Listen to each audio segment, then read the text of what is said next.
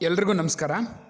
10ನೇ ತರಗತಿ ಸಮಾಜ ವಿಜ್ಞಾನದ ರಾಜ್ಯಶಾಸ್ತ್ರದ ವಿಭಾಗದಲ್ಲಿ ನಾವು ಭಾರತದ ಸಮಸ್ಯೆಗಳು ಹಾಗೂ ಅದರ ಪರಿಹಾರೋಪಾಯಗಳ ಬಗ್ಗೆ ಚರ್ಚೆ ಮಾಡ್ತಾ ಇದ್ವಿ. ಈ ನಿಟ್ಟಿನಲ್ಲಿ ಭಾರತದ ಪ್ರಮುಖ ಸಮಸ್ಯೆಗಳಾಗಿರ್ತಕ್ಕಂಥ ನಿರುದ್ಯೋಗ, ಭ್ರಷ್ಟಾಚಾರ, ತಾರತಮ್ಯ, ಕೋಮುವಾದ, ಸ್ತ್ರೀ ಅಸಮಾನತೆ, ಹೀಗೆ ಅನೇಕ ಭಾರತ ಸಮಸ್ಯೆಗಳ ಬಗ್ಗೆ ಕಳೆದ ತರಗತಿಯಲ್ಲಿ ನಾವು ಚರ್ಚೆ ಮಾಡಿದ್ವಿ. ಈ ಎಲ್ಲ ಸಮಸ್ಯೆಗಳಿಗೆ ಕಾರಣಗಳೇನು, ಈ ಸಮಸ್ಯೆಗಳಿಂದ ಆಗ್ತಾ ಇರತಕ್ಕಂಥ ದುಷ್ಪರಿಣಾಮಗಳೇನೇನು, ಮತ್ತು ಈ ಸಮಸ್ಯೆಗಳನ್ನು ಹೋಗಲಾಡಿಸೋದಕ್ಕೆ ನಾವು ಏನೆಲ್ಲ ಕ್ರಮಗಳನ್ನು ಕೈಗೊಳ್ಳಬಹುದು ಅನ್ನೋದ್ರ ಬಗ್ಗೆ ಕಳೆದ ತರಗತಿಯಲ್ಲಿ ಚರ್ಚೆ ಮಾಡಿದ್ವಿ. ಸೊ ಈ ನಿಟ್ಟಿನಲ್ಲಿ ಪ್ರಮುಖ ಸಮಸ್ಯೆಗಳಲ್ಲಿ ಮತ್ತೊಂದು ಸಮಸ್ಯೆ ಯಾವುದಪ್ಪ ಅಂತಂದರೆ ಕಾರ್ಪೊರೇಟ್ ತಂತ್ರಗಾರಿಕೆ. ಸೊ ಕಾರ್ಪೊರೇಟ್ ತಂತ್ರಗಾರಿಕೆ ಅಂತಂದರೆ ಏನು, ಅದು ಹೇಗೆ ನಮ್ಮ ದೇಶದ ಒಂದು ಸಮಸ್ಯೆ ಆಗುತ್ತೆ ಅಂತ ನಾವು ನೋಡ್ತಾ ಹೋದರೆ ಅದಕ್ಕೆ ಸಾಕಷ್ಟು ನಿದರ್ಶನಗಳನ್ನು, ಅಂಶಗಳನ್ನು ನಾವು ತೋರಿಸ್ತಾ ಹೋಗ್ಬೋದು. ಕಾರ್ಪೊರೇಟ್ ಅಂತಂದರೆ ಒಂದು ಸಂಸ್ಥೆ ಅಂತ ಕರಿಬೋದು, ಅಥವಾ ಒಂದು ಕಂಪನಿ ಅಂತ ಕರಿಬಹುದು. ಯಾವುದನ್ನು ನಾವು ಕಾರ್ಪೊರೇಟ್ ತಂತ್ರಗಾರಿಕೆ ಅಂತ ಕರಿತೀವಿ ಅಂತ ನಾವು ನೋಡೋದೇ ಆದರೆ, ಯಾವುದೇ ಒಂದು ನಿರ್ದಿಷ್ಟವಾಗಿರ್ತಕ್ಕಂಥ ಒಂದು ಉದ್ದೇಶವನ್ನು ಇಟ್ಕೊಂಡು ಕಂಪನಿಗಳು ಅಥವಾ ಸಂಸ್ಥೆಗಳು ಸ್ಥಾಪನೆ ಆಗ್ತವೆ. ಆ ನಿರ್ದಿಷ್ಟವಾಗಿರ್ತಕ್ಕಂಥ ಉದ್ದೇಶಗಳನ್ನು ಈಡೇರಿಸ್ಕೊಳ್ಬೇಕು ಅವರು. ಆ ಈಡೇರಿಸ್ಕೊಳ್ಬೇಕಾದ್ರೆ ಕೈಗೊಳ್ತಕ್ಕಂಥ ಎಲ್ಲ ಚಟುವಟಿಕೆಗಳನ್ನ ನಾವೇನಂತ ಕರಿಬಹುದು ಅಂತಂದರೆ ಕಾರ್ಪೊರೇಟ್ ತಂತ್ರಗಾರಿಕೆ ಅಂತ ಕರಿಬೋದು. ಉದಾಹರಣೆಗೀಗ ಯಾವುದೋ ಒಂದು ಮೊಬೈಲ್ ಕಂಪನಿ ಅಂತ ತಗೊಳ್ಳೋಣ ನಾವು. ಸೊ ಆ ಕಂಪನಿ ತನ್ನ ಮೊಬೈಲ್ ತುಂಬ ಹೆಚ್ಚು ಮಾರಾಟವನ್ನು ಮಾಡಿ ಹೆಚ್ಚು ಲಾಭವನ್ನು ಗಳಿಸ್ತಕ್ಕಂಥ ಒಂದು ಉದ್ದೇಶದಿಂದ ಸಾಕಷ್ಟು ಚಟುವಟಿಕೆಗಳನ್ನು ಕೈಗೊಳ್ಳುತ್ತೆ. ಬೇರೆ ಬೇರೆ ರೀತಿಯ ಅಡ್ವರ್ಟೈಸನ್ನು ತೋರಿಸ್ತಕ್ಕಂಥದ್ದು, ಅಥವಾ ಇನ್ಯಾವುದೋ ಆಫರ್ಗಳನ್ನು ಕೊಡ್ತಕ್ಕಂಥದ್ದು, ಹಬ್ಬಗಳಿಗೆ ಆಫರ್ ಕೊಡ್ತಕ್ಕಂಥದ್ದು, ಈ ರೀತಿ ವಿಶೇಷವಾದಂಥ ತಂತ್ರಗಾರಿಕೆಯನ್ನು ಮಾಡುತ್ತೆ. ಇದನ್ನು ನಾವು ಕಾರ್ಪೊರೇಟ್ ತಂತ್ರಗಾರಿಕೆ ಅಂತ ಕರಿತೀವಿ. ಇಲ್ಲಿ ಒಂದು ಪ್ರಶ್ನೆ ನಿಮ್ಮೆಲ್ಲರಿಗೂ ಉದ್ಭವ ಆಗ್ಬೋದು. ಅಲ್ಲ ಸರ್, ಕಾರ್ಪೊರೇಟ್ ತಂತ್ರಗಾರಿಕೆ ಅಂದರೆ ಒಂದು ಸಂಸ್ಥೆ ತನ್ನ ಉದ್ದೇಶವನ್ನು ಈಡೇರಿಸ್ಕೊಳ್ಳೋದಕ್ಕೆ ನಾನಾ ಥರದ ಚಟುವಟಿಕೆಗಳನ್ನು ಕೈಗೊಳ್ಳುತ್ತೆ. ಅವ್ರು ಕೈಗೊಳ್ಳಲೇಬೇಕು ಆ ಸಂಸ್ಥೆ ಅದು ಅಭಿವೃದ್ಧಿಯನ್ನು ಸಾಧಿಸಬೇಕು ಅಂತಂದರೆ.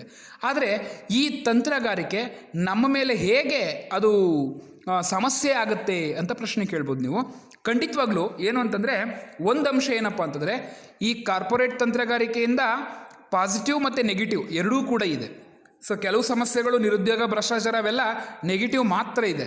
ಆದರೆ ಈ ಕಾರ್ಪೊರೇಟ್ ತಂತ್ರಗಾರಿಕೆ ಅಂತಕ್ಕಂಥದ್ದು ಪಾಸಿಟಿವ್ ಇದೆ, ನೆಗೆಟಿವ್ ಕೂಡ ಇದೆ, ಮತ್ತು ಧನಾತ್ಮಕ, ಋಣಾತ್ಮಕ ಎರಡೂ ಕೂಡ ನಾವು ನೋಡ್ತಾ ಹೋಗ್ಬೋದು. ಸೊ ಮೊದಲಿಗೆ ನಿಮಗೆ ನಾನು ಏನು ದುಷ್ಪರಿಣಾಮ ಬೀರಬಹುದು ಇದು ಅನ್ನೋದ್ರ ಬಗ್ಗೆ ಹೇಳ್ತೀನಿ. ಉದಾಹರಣೆಗೀಗ ಪ್ರತಿಯೊಂದು ಕಾರ್ಪೊರೇಟ್ ಸಂಸ್ಥೆಗಳು ಕೂಡ ಏನೆಲ್ಲ ತಂತ್ರಗಾರಿಕೆಗಳನ್ನು ಮಾಡಿದ್ರೂ ಕೂಡ ಅದರ ಮುಖ್ಯ ಉದ್ದೇಶ ಏನು?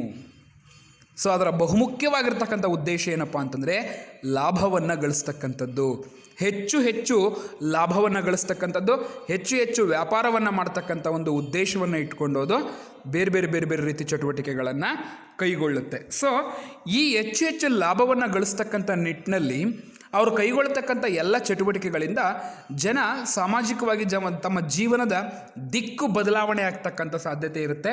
ಜೊತೆಗಿನ್ನದೇನಾಗುತ್ತಪ್ಪ ಅಂದರೆ ನಕಾರಾತ್ಮಕವಾಗಿರ್ತಕ್ಕಂಥ, ನೆಗೆಟಿವ್ ಆಗಿರ್ತಕ್ಕಂಥ ಪ್ರಭಾವ ಅಂತಕ್ಕಂಥದ್ದು ಬೀರುವಂತಹ ಸಾಧ್ಯತೆ ಅಂತಕ್ಕಂಥದ್ದು ಇರುತ್ತೆ. ಈಗ ಉದಾಹರಣೆಗೆ ಎಷ್ಟೋ ಬೈಕ್ ಕಂಪ್ನಿಗಳು, ಕಾರ್ ಕಂಪ್ನಿಗಳು, ಅಥವಾ ಮೊಬೈಲ್ ಕಂಪ್ನಿಗಳು ಮೊಬೈಲ್ಗಳನ್ನು ಹೆಚ್ಚು ಹೆಚ್ಚು ಸೇಲ್ ಮಾಡಬೇಕು ಅನ್ನೋ ಒಂದು ಉದ್ದೇಶದಿಂದ ಏನು ಮಾಡ್ತಾ ಇದ್ದಾರೆ ಅಂತಂದರೆ ಅಡ್ವರ್ಟೈಸ್ಗಳನ್ನು ಕೊಟ್ಟರು. ಜನ ಇನ್ನೂ ಹೆಚ್ಚು ಬರಬೇಕು ಅಂತೇಳಿ ಏನು ಮಾಡಿದ್ದಾರೆ ಈಗ ಅಂತಂದರೆ ಸಾಲದ ರೂಪದಲ್ಲಿ ಮಂತ್ಲಿ, ತಿಂಗಳು ಕಂತುಗಳನ್ನು ಕಟ್ಟೋ ರೂಪದಲ್ಲಿ ಮೊಬೈಲ್ಗಳನ್ನು, ಬೈಕ್ಗಳನ್ನೆಲ್ಲ ಮಾರಾಟ ಮಾಡ್ತಾ ಇದ್ದಾವೆ. ಸೊ ಇದು ಒಂದು ನಿಟ್ಟಿನಲ್ಲಿ ಜನ ಏನು ಮಾಡಿದ್ರು, ಅವಾಗ ಸಾಲ ಸಿಗ್ತಾ ಇದೆ, ತಿಂಗಳು ಕಟ್ಬೋದು ನಾವು ಅಂತೇಳಿ ಹೆಚ್ಚು ಹೆಚ್ಚು ಜನ ಆ ಒಂದು ವಸ್ತುಗಳನ್ನು ಖರೀದಿ ಮಾಡೋದಕ್ಕೆ ಮುಂದಾದರು. ಎಷ್ಟೋ ಜನ, ಸಾಕಷ್ಟು ಕುಟುಂಬಗಳಲ್ಲಿ ಆಹಾರ ಪದಾರ್ಥಗಳನ್ನು ಕೊಂಡ್ಕೊಳ್ಳೋದಕ್ಕೆ ಸಮಸ್ಯೆ ಇದ್ದರೂ ಕೂಡ ಮೊಬೈಲ್ಗಳನ್ನು ಕೊಂಡ್ಕೊಂಡ್ರು, ಬೈಕ್ಗಳನ್ನು ಕೊಂಡ್ಕೊಂಡ್ರು. ಇದು ಎಲ್ಲೋ ಒಂದು ಕಡೆ ಸಮಾಜಕ್ಕೆ ಒಂದು ನಕಾರಾತ್ಮಕವಾಗಿರ್ತಕ್ಕಂಥ ಒಂದು ಅಂಶ ಅನ್ನೋದನ್ನು ನಾವು ಯಾರೂ ಕೂಡ ಮರೆಯಂಗಿಲ್ಲ. ಸೊ ಈ ನಿಟ್ಟಿನಲ್ಲಿ ಬರೀ ಸಮಾಜಕ್ಕೆ ಮಾತ್ರ ಅಲ್ಲ, ಎಷ್ಟೋ ಸಂದರ್ಭದಲ್ಲಿ ಇದು ಸರ್ಕಾರಕ್ಕೂ ಕೂಡ ಏನಾಗುತ್ತಪ್ಪ ಅಂತಂದರೆ ನಕಾರಾತ್ಮಕವಾಗಿರ್ತಕ್ಕಂಥ, ರಾಷ್ಟ್ರಕ್ಕೆ ಒಂದು ನಕಾರಾತ್ಮಕವಾಗಿರ್ತಕ್ಕಂತಹ ಅಂಶವನ್ನು ಬೀರುತ್ತೆ. ಅದರ ಮುಖ್ಯ ಉದ್ದೇಶ ಲಾಭ ಆಗಿರೋದ್ರಿಂದ. ಸೊ ಇವತ್ತಿನ ಪ್ರಸ್ತುತ ನಮ್ಮ ದೇಶ ಅಥವಾ ಪ್ರಪಂಚದಲ್ಲಿ ಈ ಜಾಗತೀಕರಣ ಮತ್ತು ಆಧುನೀಕರಣ ಅಂತ ಏನಾಯಿತು, ಜಾಗತೀಕರಣ ಅಂತಂದರೆ ಗ್ಲೋಬಲೈಸೇಷನ್, ಪ್ರಪಂಚದಾದ್ಯಂತ ಎಲ್ಲ ವಸ್ತುಗಳು ಎಲ್ಲ ಕಡೆನೂ ಕೂಡ ಮಾರಾಟವನ್ನು ಮಾಡ್ಬೋದು. ಪ್ರತಿಯೊಂದು ವಸ್ತು, ಚೀನಾದ ವಸ್ತು ಭಾರತದಲ್ಲಿ ಸಿಗುತ್ತೆ, ಭಾರತದ ವಸ್ತು ಇನ್ಯಾವುದೋ ಅಮೇರಿಕಾದಲ್ಲೋ ಇನ್ನೆಲ್ಲೋ ಎಲ್ಲೋ ಸಿಗುತ್ತೆ. ಈ ರೀತಿ ಜಾಗತೀಕರಣ ಆಗಿ ಬೇರೆ ಬೇರೆ ಬೇರೆ ಬೇರೆ ಬೇರೆ ದೊಡ್ಡ ದೊಡ್ಡ ದೊಡ್ಡ ಕಂಪ್ನಿಗಳೆಲ್ಲವೂ ಕೂಡ ಇದರಲ್ಲಿ ಮುಗಿಬಿದ್ದಿದ್ದರಿಂದ ಸ್ಥಳೀಯವಾಗಿ ನಮಗೆ ವಸ್ತುಗಳೇನಾಗ್ತಾ ಇದೆ ಅಂತಂದರೆ, ಸ್ಥಳೀಯ ಒಂದು ಕರಕುಶಲ ವ್ಯಕ್ತಿಗಳೇನಿದ್ದಾರೆ, ತಯಾರಕರೇನಿದ್ದಾರೆ, ಅವರ ವ್ಯಾಪಾರಕ್ಕೆ ದೊಡ್ಡ ಮಟ್ಟದ ಹೊಡೆತ ಬೀಳ್ತಾ ಇದೆ. ಉದಾಹರಣೆಗೆ ಹೇಳಬೇಕು ಅಂತಂದರೆ ನಿಮಗೆ, ಈಗ ನಮ್ಮ ಸ್ಥಳೀಯವಾಗಿ ಯಾರೋ ಒಬ್ಬರು ಗಂಧದ ಕಡ್ಡಿಯನ್ನು ಮನೆಯಲ್ಲೇ ಉಜ್ಜಿ ಮಾರಾಟ ಮಾಡ್ತಾಯಿದ್ರು ಅಂತ ಅಂದ್ಕೊಳ್ಳಿ. ಸೊ ಯಾವುದೋ ಒಂದು ಮಲ್ಟಿನ್ಯಾಷನಲ್ ಕಂಪ್ನಿ ಬಂದು ಗಂಧದ ಕಡ್ಡಿಯನ್ನು ಮಾಡಿ ಎಲ್ಲ ಕಡೆ ಕಡಿಮೆ ಬೆಲೆಗೆ ಮಾರಾಟ ಮಾಡಿದಾಗ ಆ ಒಂದು ಗೃಹ ಒಂದು ಕೈಗಾರಿಕೆಗಳು ಅಂತ ಏನು ಮಾಡ್ಕೊಂಡಿದ್ರು ಅವುಗಳಿಗೆ ದೊಡ್ಡ ಪ್ರಮಾಣದಲ್ಲಿ ಹೊಡೆತ ಅಂತಕ್ಕಂಥದ್ದು ಬೀಳುತ್ತೆ. ಜೊತೆಗೆ ಅದೊಂದೇ ವಸ್ತು ಅಲ್ಲ, ಬೇರೆ ಬೇರೆ ಬೇರೆ ಬೇರೆ ಎಲ್ಲ ವಸ್ತುಗಳನ್ನೂ ಕೂಡ ನಾವು ತಗೊಂಡಾಗ ಈಗ ಎಷ್ಟೋ ಜನ ಸಣ್ಣ ಸಣ್ಣ ಮನೆಯಲ್ಲೇ ಕೆಲಸ ಮಾಡ್ಕೊಂಡು ಬದುಕ್ತಕ್ಕಂಥ ಜನರಿದ್ದಾರೆ. ಅವರೆಲ್ಲರಿಗೂ ಕೂಡ ಈ ಕಾರ್ಪೊರೇಟ್ ತಂತ್ರಗಾರಿಕೆ ಮತ್ತು ಕಾರ್ಪೊರೇಟ್ ಕಂಪ್ನಿಗಳಿಂದ ಸಾಕಷ್ಟು ಹೊಡೆತ ಅಂತಕ್ಕಂಥದ್ದು ಬಿದ್ದು, ಅದು ಸ್ಥಳೀಯರಿಗೆ, ಜನಸಾಮಾನ್ಯರಿಗೆ ಮತ್ತು ದೊಡ್ಡ ಮಟ್ಟದ ಅಧಿಕಾರಿಗಳಿಗೆ ಲಾಭ ಆಗುತ್ತೆ ಹೊರತು ಈ ಸ್ಥಳೀಯ ಜನರಿಗೆ ಏನಾಗುತ್ತಪ್ಪ ಅಂದರೆ, ಸಣ್ಣ ಗುಡಿ ಕೈಗಾರಿಕೆಗಳನ್ನ ಮಾಡ್ತಾ ಇರ್ತಕ್ಕಂಥವ್ರಿಗೆ ದೊಡ್ಡ ಮಟ್ಟದ ಹೊಡೆತ ಅಂತಕ್ಕಂಥದ್ದು ಬೀಳುತ್ತೆ. ಸೊ ಇದು ಒಂದು ಅಂಶ. ಇದರಿಂದ ಏನು ಉಪಯೋಗ ಆಗಬಹುದು ಅಂತ ನಾವು ನೋಡೋದೇ ಆದರೆ, ಇದರಿಂದ ಈ ಕಾರ್ಪೊರೇಟ್ ತಂತ್ರಗಾರಿಕೆ ಮತ್ತು ಕಾರ್ಪೊರೇಟ್ ಕಂಪನಿಗಳಿಂದ ಅನುಕೂಲಗಳು ಕೂಡ ಸಾಕಷ್ಟು ಆಗಿದ್ದಾವೆ.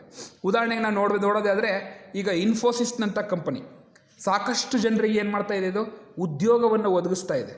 ಉದ್ಯೋಗವನ್ನು ಒದಗಿಸೋದ್ರ ಜೊತೆಗೆ ತನಗೆ ಬರ್ತಕ್ಕಂಥ ಲಾಭದ ಹಣದಿಂದ ಏನು ಮಾಡ್ತಾ ಇದೆ ಅಂತಂದರೆ, ಸಾಕಷ್ಟು ಅತ್ಯುತ್ತಮವಾಗಿರ್ತಕ್ಕಂಥ ಕೆಲಸ ಕಾರ್ಯಗಳನ್ನು ಕೂಡ ಮಾಡ್ತಾ ಇರೋದನ್ನು ನೋಡ್ಬೋದು. ಬಡತನ ನಿರ್ಮೂಲನೆಗೆ ಸಂಬಂಧಪಟ್ಟಂಗೆ, ಉತ್ತಮವಾಗಿರ್ತಕ್ಕಂಥ ಆರೋಗ್ಯವನ್ನು ನೀಡ್ತಕ್ಕಂಥದಕ್ಕೆ ಸಂಬಂಧಪಟ್ಟಂಗೆ, ಶಿಕ್ಷಣವನ್ನು ಒದಗಿಸೋದಕ್ಕೆ ಮತ್ತು ಆಹಾರ ಪದಾರ್ಥಗಳನ್ನು ಒದಗಿಸೋದಕ್ಕೆ ಈ ಲಾಕ್ಡೌನ್ ಟೈಮಲ್ಲೇ ಕಾರ್ಪೊರೇಟ್ ಸಂಸ್ಥೆಗಳು ಸಾಕಷ್ಟು ಸಹಾಯವನ್ನು ಮಾಡಿರ್ತಕ್ಕಂಥದ್ದನ್ನು ನಾವು ನೋಡ್ತಾ ಹೋಗ್ಬೋದು. ಈ ರೀತಿಯ ಅನುಕೂಲಗಳು ಕೂಡ ಇರತಕ್ಕಂಥ ಸಾಧ್ಯತೆ ಇದೆ. ಸೊ ಅಷ್ಟೇ ಯಾಕೆ, ನಮ್ಮ ಈ ಒಂದು ಇನ್ಫೋಸಿಸ್ ಕಂಪನಿ ಏನು ನಮ್ಮ ರಾಜ್ಯದಲ್ಲಿದೆಯೋ ಅದು ಸಾಕಷ್ಟು ಸೇವೆಯನ್ನು, ಜನಸೇವೆಯನ್ನು, ಸಮಾಜಮುಖಿ ಸೇವೆಯನ್ನು ಮಾಡ್ತಾ ಇದೆ. ಸೊ ಅದೇ ರೀತಿ ಅಜಿಂ ಪ್ರೇಮ್ಜಿಯವರ ಸಂಸ್ಥೆ, ಅದು ಕೂಡ ವಿಪ್ರೋ ಸಂಸ್ಥೆನೂ ಕೂಡ ಸಾಕಷ್ಟು ಸಮಾಜಮುಖಿ ಸೇವೆಯನ್ನು ಮಾಡ್ತಾ ಇದೆ. ಈ ಥರದ 100 ಕಾರ್ಪೊರೇಟ್ ಕಂಪನಿಗಳು ಸಮಾಜಮುಖಿ ಕೆಲಸ ಕಾರ್ಯಗಳನ್ನು ಮಾಡ್ತಾ ಇರತಕ್ಕಂಥದ್ದನ್ನು ನೋಡ್ಬೋದು. ಸೊ ಅಷ್ಟೇ ಯಾಕೆ, ನಮ್ಮ ದೀನಬಂಧು ಸಂಸ್ಥೆಗೂ ಕೂಡ ಕಾರ್ಪೊರೇಟ್ ಕಂಪನಿಗಳು ಕೂಡ ಕೆಲವೇನು ಮಾಡ್ತಾ ಇದ್ದಾವೆ, ಒಂದು ಸಹಾಯವನ್ನು ಮಾಡ್ತಾ ಇದ್ದಾವೆ. ಸೊ ಇದು ಒಂದು ಸಮಾಜದ ಒಳ್ಳೆ ಬೆಳವಣಿಗೆ. ಆದರೆ ಇದು ಸರಿಯಾದ ರೀತಿಯಲ್ಲಿ ಒಂದು ಸುಸ್ಥಿರವಾಗಿರ್ತಕ್ಕಂಥ ಜಾಗೃತಿಯನ್ನು ಮೂಡಿಸೋದ್ರ ಮೂಲಕ ಇವರೇನು ಮಾಡಬೇಕಾಗತ್ತೆ, ಈ ಒಂದು ಸಮಾಜಮುಖಿ ಕೆಲಸ ಕಾರ್ಯಗಳನ್ನು ಮಾಡಬೇಕಾಗತ್ತೆ. ಕೇವಲ ಲಾಭದ ಹಿತದೃಷ್ಟಿಯನ್ನು ನೋಡದೆ, ಆ ಲಾಭವನ್ನು ನೋಡಲಿ, ಆದರೆ ಸಂಪೂರ್ಣವಾಗಿ ಬರೀ ಲಾಭದ ದೃಷ್ಟಿಯನ್ನು ನೋಡದೆ ಸಮಾಜಮುಖಿ ಕೆಲಸ ಕಾರ್ಯಗಳಲ್ಲಿ ತೊಡಗಿಕೊಂಡ್ರೆ ಇದು ನಿಜವಾಗ್ಲೂ ಕೂಡ ಅಭಿವೃದ್ಧಿಗೆ ಅನುಕೂಲ ಆಗುತ್ತೆ. ಸೊ ಆದರೆ ಕೇವಲ ಬರೀ ಲಾಭವನ್ನೇ ಇಟ್ಕೊಂಡು ಒಂದು ಉದ್ದೇಶವನ್ನು ಇಟ್ಕೊಂಡ್ಬಿಟ್ರೆ ಅದು ಸಮಾಜದ ಮೇಲೆ, ರಾಷ್ಟ್ರದ ಮೇಲೆ ಒಂದು ಕೆಟ್ಟ ಪರಿಣಾಮವನ್ನು ಬೀರುತ್ತೆ ಅನ್ನೋದನ್ನು ನಾವೆಲ್ಲರೂ ಕೂಡ ಅರ್ಥ ಮಾಡ್ಕೋಬೇಕು. ಅರ್ಥ ಆಯ್ತಾ? ಸೊ ಇಲ್ಲಿಗೆ ಭಾರತದ ಸಮಸ್ಯೆಗಳು ಮತ್ತು ಪರಿಹಾರೋಪಾಯಗಳು ಪಾಠ ಅಂತಕ್ಕಂಥದ್ದು ಮುಕ್ತಾಯ ಆಗಿದೆ. ನಾಳೆ ನಿಮಗೆಲ್ಲರಿಗೂ ಕೂಡ ನೋಟ್ಸನ್ನು ಕೊಡ್ತೀನಿ. ಆಗ್ಬೋದಾ? Thank you.